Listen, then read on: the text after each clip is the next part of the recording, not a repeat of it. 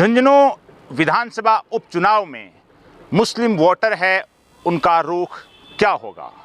चुनाव पूरी तरह से ऐसा लग रहा है पलट चुका है, मोहरे बदल चुके हैं।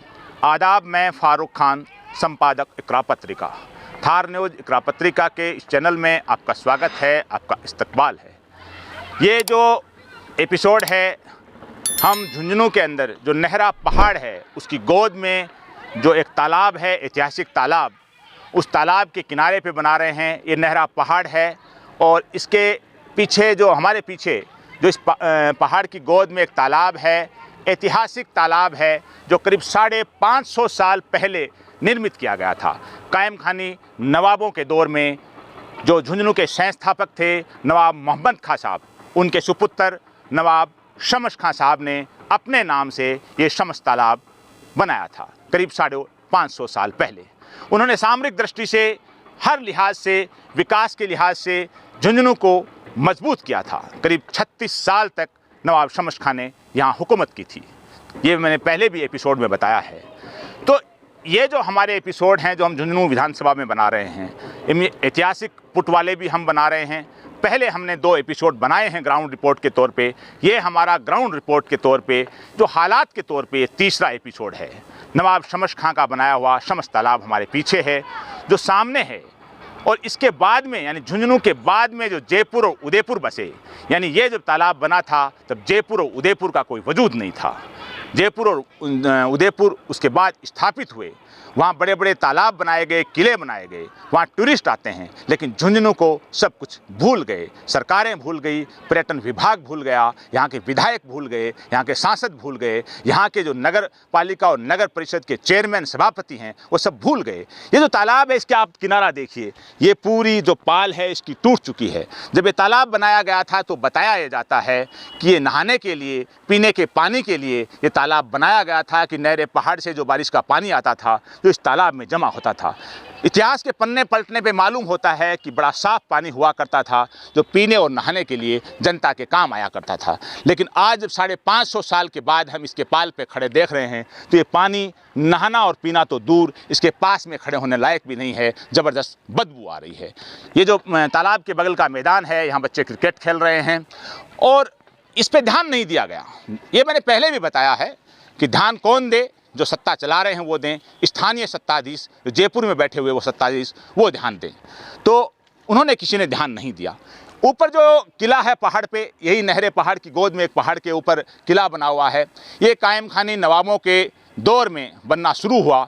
इसको पूरी तरह से सामरिक दृष्टि से इस किले को बनाया गया। नवाब फाजिल खां कायम खानी, उन्होंने इस किले को और बढ़ावा दिया और सक्षम और मजबूत बनाया। नवाब फाजिल खां के नाम पर इस किले को फाजलगढ़ कहा जाता है। बोलचाल में लोग इसको बादलगढ़ भी बोलते हैं।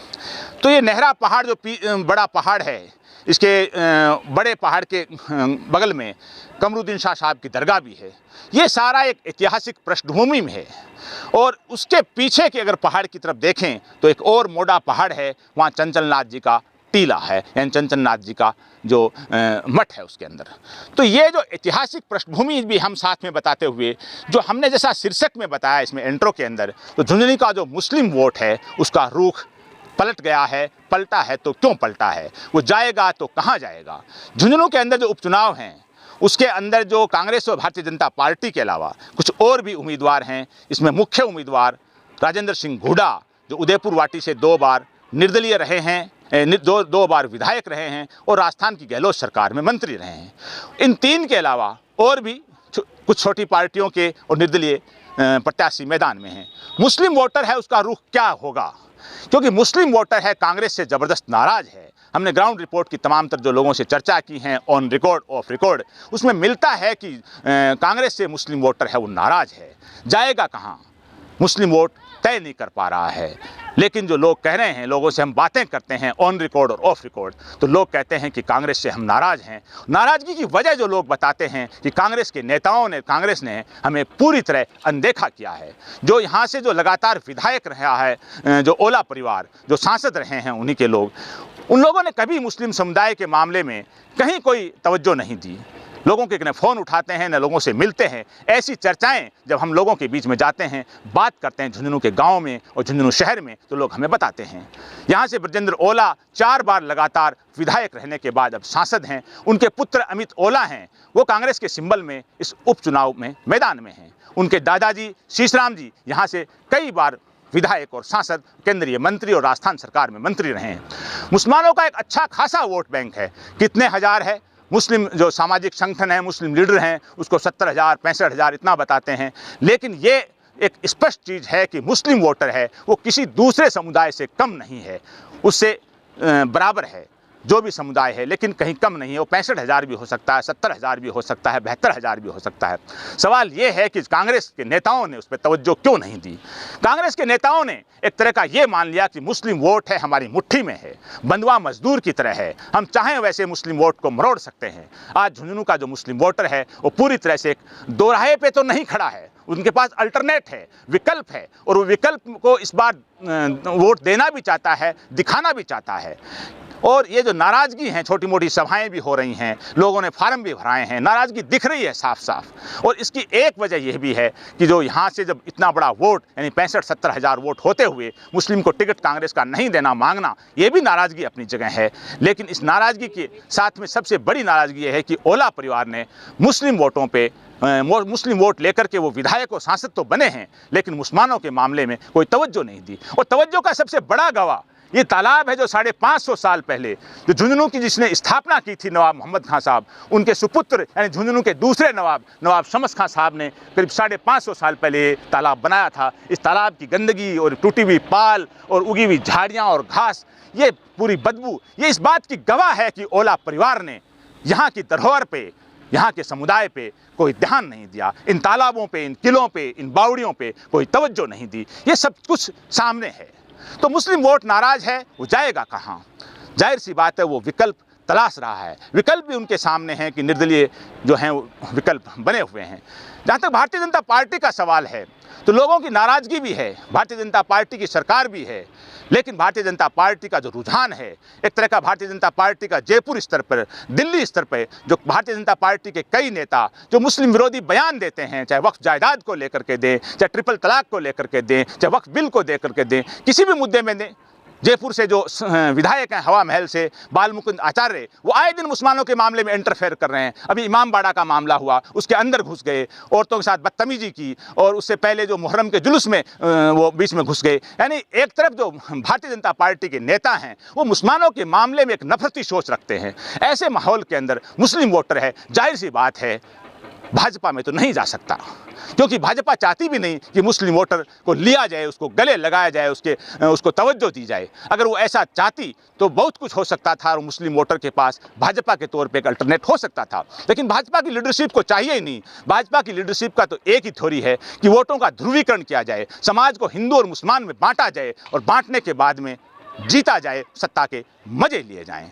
लेकिन झुंझुनू के अंदर जो मुस्लिम वोट की नाराज़गी है उसके पास विकल्प है निर्दलीयों के तौर पे। राजेंद्र सिंह हुड्डा कोशिश भी कर रहे हैं, अब वो कितना वोट ले पाते हैं, कितना मुसलमानों के बीच में जा सकते हैं। लेकिन एक चीज़ ये भी है कि राजेंद्र हुड्डा जब विधायक थे और राजेंद्र हुड्डा के टाइम में ही जो 2011 के अंदर फूल मोहम्मद जो सियाई थे उनको शहीद किया गया सूरवाल सवाई माधोपुर में, वो मंत्री थे, उन्होंने कोई खास तवज्जो उस वक्त नहीं दी, गहलोत सरकार के अंदर मंत्री थे। उसी साल 2011 के सितंबर के अंदर गोपालगंज के अंदर जो मस्जिद के अंदर गहलोत राज के टाइम पुलिस ने और दंगाइयों ने गोलियां चलाई, 1 दर्जन से ज़्यादा नमाजी मारे गए, शहीद हो गए। राजेंद्र हुड्डा तब मंत्री थे, लेकिन उन्होंने कोई खास तवज्जो नहीं दी। तो ये आज राजेंद्र हुड्डा भी मुसलमानों की बातें कर रहे हैं, मुसलमानों के बीच आ रहे हैं, लेकिन हालात अगर देखें तो मुस्लिम वोटर पे कोई तवज्जो नहीं दी जा रही है। जो सामाजिक संगठनों के तौर पे मुसलमानों के जो लोग ठेकेदार बने हुए हैं वो कहते हैं 70,000 वोट, हमारे साथ न्याय नहीं हुआ, हमारे साथ न्याय होना चाहिए। बेबाकी से मंच लगा करके, सभाएं करके, माइक लगा करके, सोशल मीडिया के ऊपर वो मुसलमानों के साथ जो अन्याय हुआ झुंझुनू में उसके बखान तो करते हैं, लेकिन उन्होंने भी अपने ओहदों पे रहते हुए मुसलमानों के बारे में कोई न्याय की बात नहीं की। लगातार वो लोग सत्ता में रहे हैं, चाहे सभापति के तौर पर रहे हैं, चाहे चेयरमैन के तौर पर रहे हैं, चाहे जयपुर में बैठे हुए जो चेयरमैन हैं उनके ओहदों पर रहे हैं, लेकिन उन लोगों ने कोई तवज्जो नहीं दी। अब मुस्लिम वोट है, उसकी जो नाराज़गी है, जाहिर सी बात है कि नाराज़गी है वो चाहे कितना भी परसेंट हो, 10%, 20%, 25%, लेकिन इतना तय है कि इस विधानसभा उपचुनाव में मुस्लिम वोट है वो कांग्रेस से छिटकेगा, कांग्रेस से जाएगा। ये तो तय हो चुका है। कितना परसेंट जाएगा ये मतदान के दिन मालूम पड़ेगा, मतगणना के दिन मालूम पड़ेगा। जाएगा कहाँ? जाहिर सी बात है भारतीय जनता पार्टी की तरफ नहीं जा सकता, क्योंकि भारतीय जनता पार्टी मुसलमानों का वोट लेना ही नहीं चाहती। भारतीय जनता पार्टी के नेता मुसलमानों के बारे में जो सोच रखते हैं उससे मुस्लिम समुदाय आहत है। वोट कहाँ जाएगा? जाहिर सी बात है निर्दलियों के पास जा सकता है, क्या पोलिंग कम हो सकती है, लेकिन यह जरूर है कि मुसलमानों की ये नाराज़गी झुंझुनू में ये कांग्रेस के नेताओं को, कांग्रेस के प्रत्याशी को नाकों चने चबा सकती है। और गवाही ये तालाब दे रहा है जो 550 साल पुराना तालाब है, जिसके ऊपर किसी ने कोई तवज्जो नहीं दी। सबसे बड़ी दुख भरी दास्तां ये है कि झुंझुनू सभापति के तौर पे कई बार मुस्लिम सभापति रहे हैं, वर्तमान में भी मुस्लिम सभापति हैं। बड़ा पैसा होता है नगर परिषद का, पर्यटन विभाग का, पुरातत्व विभाग का। अगर चेयरमैन चाहे, सभापति चाहे, प्रस्ताव लेकर के इस तालाब का निर्माण, पुनर्निर्माण, कुछ भी विकास इसमें कर सकता है, लेकिन सभापति ने भी कुछ नहीं किया। सभापति कोई भी हो, मुस्लिम सभापतियों ने भी यहाँ पट्टे काटने के नाम पर, कॉलोनी काटने के नाम पर, कॉम्प्लेक्स के नक्शे बनाने के नाम पर माल बटोरा है अपनी पार्टी के अधिकार राज में, विपक्ष की पार्टी के राज में। यानी मुस्लिम जो सभापति रहे हैं उन्होंने भी कोई खास तवज्जो नहीं दी। इसी दुविधा में आज ये है कि झुंझुनू का मुस्लिम वोटर है, अपने आप को ठगा सा महसूस कर रहा है, एक दुविधा में है कि मैं जाऊं कहां। लेकिन अभी इस चुनाव में उसके पास एक विकल्प है और वो विकल्प के ऊपर जा सकता है। कितना परसेंट जाएगा ये नहीं कह सकते, लेकिन इतना तय है कि जितना जाएगा वो कांग्रेस के नेताओं और कांग्रेस को नाकों चने चबा करके छोड़ देगा। आज के इस एपिसोड में बस इतना ही। साथ ही आपसे रिक्वेस्ट कि इस एपिसोड को ज़्यादा लाइक करें, शेयर करें, सब्सक्राइब करें और कमेंट बॉक्स में जाकर के अपनी राय व्यक्त करें, ताकि हम झुंझुनू के और एपिसोड बनाएं तो उसमें आपकी राय व्यक्त कर सकें, हम आपका मुद्दा उसमें रख सकते हैं। हम कई दिनों तक झुंझुनू रहेंगे। हमारा जो 4-5 एपिसोड बनाए हैं ग्राउंड रिपोर्ट के तौर पर, हमारा ये तीसरा एपिसोड है। आप इसको देखते रहिए, आगे आने वाले एपिसोड को देखते रहिए। आज के इस एपिसोड में बस इतना ही। जय हिंद, जय भारत।